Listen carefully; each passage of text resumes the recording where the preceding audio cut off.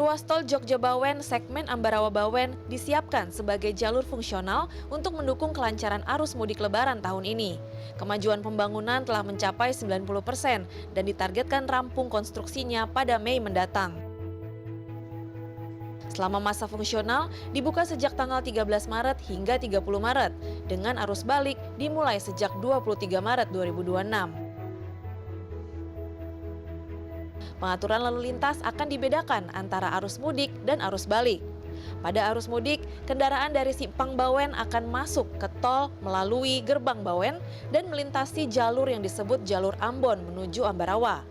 Sementara saat arus balik, kendaraan dari arah Ambarawa akan masuk ke ruas tol yang melintasi jalur Bandung menuju Bawen.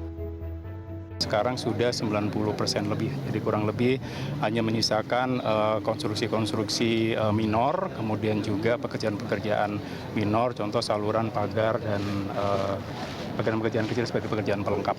Target operasionalnya kapan, Pak?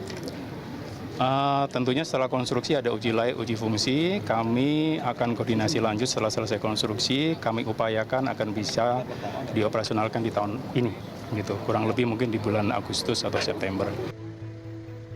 Dari sisi infrastruktur, jalur telah dilengkapi marka dan rambu permanen, serta didukung layanan operasional seperti ambulans, posko pengamanan, dan pemantauan CCTV di sejumlah titik. Badan Pengatur Jalan Tol menyebut, kesiapan infrastruktur, pelayanan, dan informasi menjadi 3 faktor penting untuk menjaga kelancaran perjalanan pemudik.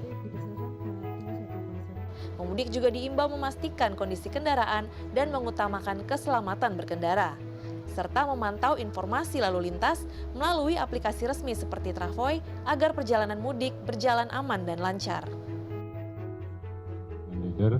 Jadi jalan ini sudah bagus, sudah siap ya. Cuma sekali lagi jalan tol itu, nyetir di jalan tol dan nyetir di jalan arteri itu berbeda. Jadi semoga keselamatan, keamanan dijaga betul.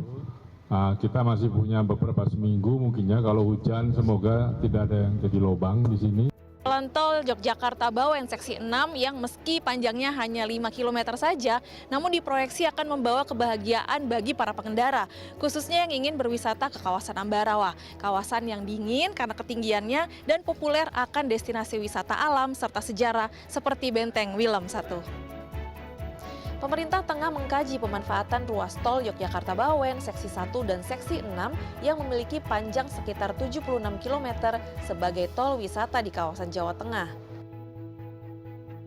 Karena tidak hanya menampung arus kendaraan dari integrasi jalan tol Trans Jawa, tetapi juga mampu menciptakan trafik baru dari sektor pariwisata.